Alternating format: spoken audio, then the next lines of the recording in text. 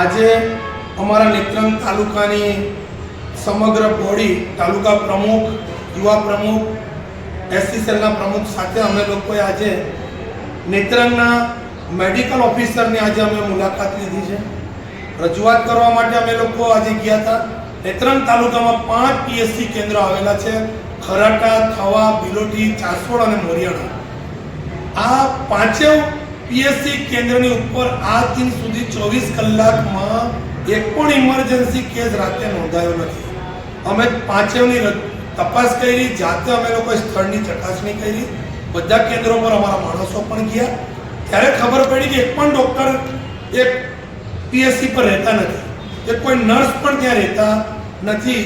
જ્યારે સરકાર દ્વારા પીએસસી કેન્દ્ર ખોલવામાં આવેલા છે, આટલા બધા લાખો રૂપિયા, કરોડો રૂપિયાનો ધુમાડો કરવામાં આવી રહ્યા છે, ત્યારે ત્યાં ડૉક્ટર રહેતા નથી. ઇમરજન્સી ડિલિવરીનો કેસ હોય, એક્સિડન્ટનો હોય, કોઈ પણ કેસ ત્યાં લેવામાં આવતા નથી. બધા જ નેત્રંગ સીએસસી પર આવી જાય છે. ત્યાં પણ કોઈ સ્ટાફ કે ડૉક્ટરો એટલા બધા ઇમરજન્સીમાં હાજર રહેતા નથી, જેથી કરીને ગરીબ લોકોએ પ્રાઇવેટ ડૉક્ટરોનો સહારો લેવો પડે છે.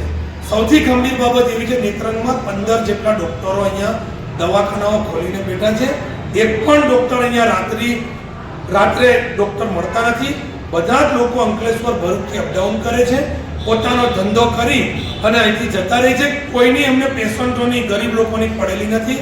અને ખૂબ મોટા પ્રમાણમાં પ્રાઇવેટ ડૉક્ટરો છે, આયુર્વેદિક ડૉક્ટરો છે, તે એલોપેથિક, હોમિયોપેથિક છે, એલોપેથિક, એ લોકો અહીંયા એટલી બધી દવાઓ રાખે છે. એમના પોતાના દવાખાનાઓમાં પેશન્ટોને એડમિટ કરે છે. આ બધી જવાબદારી નેત્રંગના મેડિકલ ઓફિસરની છે.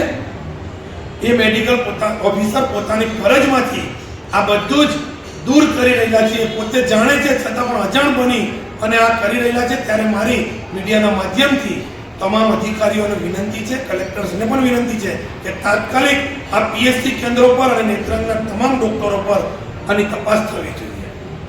જો આપે ઝઘડિયા ન્યૂઝ ચેનલ સબસ્ક્રાઇબ ન કરી હોય તો સબસ્ક્રાઇબ કરી, લાઇક કરી, બેલ આઇકોન દબાવો. રોજ તમારી આસપાસ બનતી ઘટનાઓની માહિતી મેળવો. ધન્યવાદ.